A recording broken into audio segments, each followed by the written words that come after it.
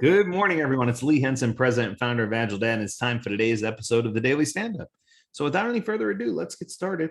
It's Friday. The week has flown by. It is time for us to do our Agile, Not So Agile episode. Something that's going to uplift you, something that's going to make you feel better, something that's going to inspire you, something that's going to warm your heart, bring you great joy, and help you be a better person. Today, I want to talk to you about the 7 pillars of self improvement. Now, this was a topic that was brought to my attention from one of our students, and they asked me if I agreed with this list of 7 pillars, or if I thought that could be modified, or if I thought that there were some things that were better.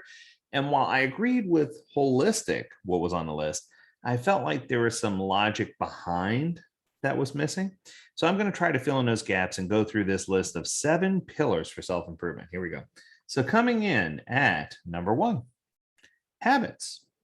So this is an interesting one because you hear people always say it takes 21 days to establish a habit, to make sure you're doing things. So if you didn't know that, you have to be doing something for 3 weeks before it becomes habitual, right? Every single day for 3 weeks before it becomes habitual. With that being said, you have to change behavior to get there. And I think that's the key. I think that instead of calling it habits, I think it's changing behavior. Because I think that most of what we do when it comes to habits or behavioral change, it's all in here, right? It's all mental. And I think that it's going to help you tremendously when it comes time for you to set goals, achieve goals, and do those things. But habits are kind of like the central nervous system to being successful with self-improvement. So it's kind of the rhythm of what we do. It's our chakra, it's our center, it's our core. It is who we are, and it's going to help us improve ourselves personally. So, for example, if someone says that their goal is to become wealthy financially, okay, well, that's a crazy goal, but I'll go with it. If that's your goal, then you need to establish a habit of saving and investing. If you don't save and invest, you're never going to be wealthy. It's just one of those things where it's easy to see, right? For me, riches come from different places. I'll save that for another one. But it's just a good thing to understand how habits work. So there are tons and tons of different articles about forming habits, about establishing habits, about keeping habits and understanding habits. But just keep in mind that it's not an overnight thing either, right? It takes up to 21 days, 3 weeks to establish a habit. Coming in number 2 is goal setting. Now, goals don't have to be monumental goals. I want to go to space. That's great. But it reminds me of a dear friend that I've never met the guy, but I still consider him a dear friend just because I feel like I have a personal connection with him, named Randy Pausch. Now, Randy, he was an Imagineer for Disney, for the Walt Disney Company. He passed away, but his goals were just crazy big. I remember watching one of his videos where he said one of his goals was to play football in the NFL. Another one was to travel to outer space.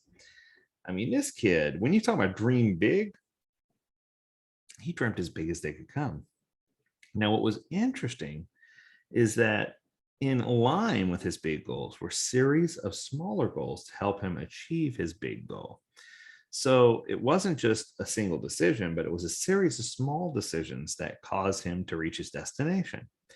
Now, many of you have pointed out to me, or it's been a comment of interest in many of my classes, that the youth of today, the youngest citizens, as they're coming up, they really struggle with making decisions. And part of that is they don't want to feel like they're disagreeing, but at the same time, they have a different set of values or morals or character that cause them to want to be more inclusive and more, they connect more with nature. It's just really interesting to hear how the youth of today differ from the youth when we were kids.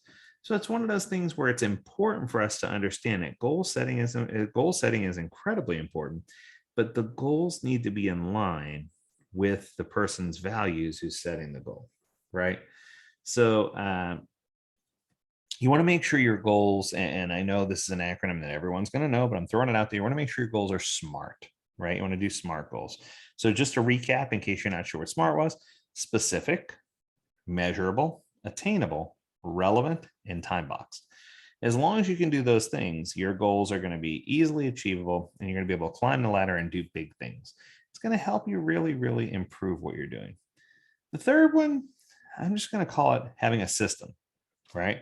And when I talk about having a system, I think that means for some people having a planner, right? That helps them. That's a system. For others, just having a calendar, having the tools you need so that you can set yourself up for success. And I think that, the opposite, the easiest way to explain what a system is to explain what the opposite. The opposite is just to go with your intuition all the time. And what that does is it causes you to kind of have this flight mechanism that just, I'm going to flutter over here. I'm going to do this. I'm going to do it. And there's nothing wrong with that other than you'll never have a system to completely achieve and to get to the point where you're making your goals achievable and you're doing things. So I think that systems are built based on concepts of scientific management. It's organizational theory. It's those kind of things, right? But concepts like trying to keep a schedule or to do those things, there's tons of things you can do. But I think while part of it has to do with creativity and emotional experiences, the other piece of it has to do with tying that to the practical, I need to get things done, system-based thinking, right? And I think that sometimes we fall on a far end of the pendulum on either of those two spectrums, but it's hard to meet somewhere in the middle. So we need to find a way to not have an overly rigid system, but we need to find a way to have a system nonetheless. Okay, I can live with that. Number four has to do with emotional self-regulation. Now, this is interesting because I remember a story about Oprah Winfrey, when she was first hired as a news reporter at a TV station, or a news anchor rather. She got fired for being too emotionally invested in the stories. And I was like, wow, I think that you couldn't ask for anyone better to tell a story than someone who's emotionally invested. But we need to keep in mind that we need to keep our emotions in check. And sometimes I hear people say, this person or this event made me feel a certain way. Well, no, it didn't. You chose to feel that way as a result of the event happening, right? And I think that when I talk about self-regulation, it's a matter of understanding that part of our central existence is that we are here for self-improvement. And it's aimed to make us feel better. But at the same time, self-improvement means refiner's fire. It means that we're going to have to go through trial in order to reach that point of self-improvement. So sometimes we need to think about feelings, and we need to think about how we feel or how what we're going to say is potentially going to affect other people's feelings. I'm not saying that it should make them feel a certain way, but you try to avoid doing or saying things and get to a point where you're doing some emotional self-regulating so that you're not turning into an instant pot with all this pressure built up and exploding all at once. Interesting. Coming at number 5 is being a continuous learner. Now, learning, doesn't necessarily feel like it fits here, but it does. So this is tricky because the first synonym that I'm thinking of is like studying learning, where you're actually diving into a topic and learning as much about it as you can. This is something that usually matters to students and to people who are studying for an exam, those kind of things. But on the other hand, learning is also a psychological process, right? So every time we change based on experiences that we've had or based on things that are happening in our life, each time that becomes part of the core of our self-improvement.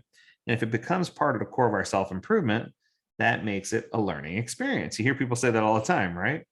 So I think it's those kind of minutes are the ones that are the rich, deep moments that we spend that help us really understand who we are and where we're going. It's teaching us to dive deeper. It's teaching us to make priorities for ourselves. It's teaching us to learn about self-improvement and those kind of things that we can just be an all-around better person. Coming in at number 6 is the understanding of values and meaning. So, while most of these things have been very practical, this one has to do more with reflection and being purpose-driven, right? So it's taking a step away from psychology and moving more towards philosophy, if you will. It's talking about religion. There, I went there. And it's asking you, how centered are you? What do you value in life? Where are you? What perspective do you see things in? And I think that sometimes if you understand that there are a couple of different levels that you can approach this, and that you're trying to emulate the best values in others, and that you're sharing your talents openly with others, and that you understand the definition of virtue, I think that you have to know the meaning of what you're trying to do holistically in order to be able to uplift and help others. So this one to me is probably the most important one of the entire list of 7. I think that it doesn't matter how many systems you have. If you don't have this value and equity and meaning in what you do, then it doesn't matter how many systems you have, nothing's going to be valuable. You're not going to care. So it's important for you to have that piece as well. Yes. And you can reference Buddhism, Christianity, Hinduism, many of the religions, and they all kind of say, hey, you've got something that you need to zoom in and focus on in order for you to be holistically where you need to be from a centered position, right? So interesting. Last but not least, I want to talk about thoughts and beliefs. Now, this is, I know I did a podcast not too long ago called Silenzio Bruno, and it had to do with Luca, right? This is that voice in your head. It's what you say to yourself, right? So much of your mental content isn't verbal. It's just this ongoing self-narrative about I'm too weak to do this, or I'm good enough to do this, or I can't do this, or I can do this. And that affects our quality of life. So if you ask people, and I've done this before, if you surveyed a whole room full of people and you ask, hey, how many of you feel like you're really good at this, that you're centered, you understand what's going on, that you understand yourself, that you have a good spiritual grounding and a spiritual center, surrounding your thoughts and beliefs, majority of people in the room will raise their hands. But then if I ask them by show of hands, how many of you go to work and believe that everyone you work with does the same thing, I get almost 0 hands, right? Which is really, really interesting, because I think, we're self-limiting in a sense, because we don't take the time to understand our thoughts and our beliefs and where we are and what we're going to say and how we're going to do it. It's one thing to try to constantly get better. It's one thing to constantly try to hone in on your skills and to become a better person. But it's another thing for us to take it deeper into our belief system and really centralize and focus on self-improvement. So I encourage you, regardless of what religious background you are, to find something to keep you grounded and to find something to make you whole, but to dig in a little deeper and to make sure you got that covered. So one more time, we have thoughts and beliefs, and making sure we understand what our thoughts and beliefs are and how they impact us day to day. Values and meaning, which are different than thoughts and beliefs.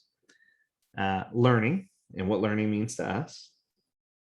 We have emotional self-regulation. A history of systems and tools that we use. Goal setting and why it's important. And finally, habits and forming good ones. So those are your 7 pillars. I hope that these help you, and I hope you have an amazing weekend. There's so many things to do and so many exciting events going on.